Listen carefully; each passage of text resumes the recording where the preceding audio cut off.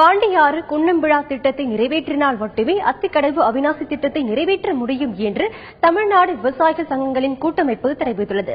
இந்த திட்டம் நிறைவேற்றினால் மட்டுமே தமிழகத்திற்கு தொடர்ந்து தண்ணீர் கிடைக்கும் என்று அந்த கூட்டமைப்பின் செயலாளர் நல்லசாமி கூறியுள்ளார். பாண்டியாறு புன்னம்பிழா திட்டம் தமிழ்நாட்டில் உற்பத்தியாகக்கூடிய அந்த ஆற்றை கிழக்கு நோக்கி திருப்புகின்ற ஒரு திட்டம்.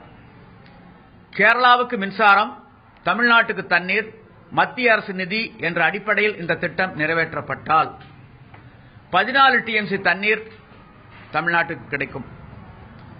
2 டிஎம்சி தண்ணீர் அத்திக்கடவு அவிநாசி திட்டத்திற்கு தேவை. அதுபோக 12 டிஎம்சி தண்ணீர் இருக்கின்றது.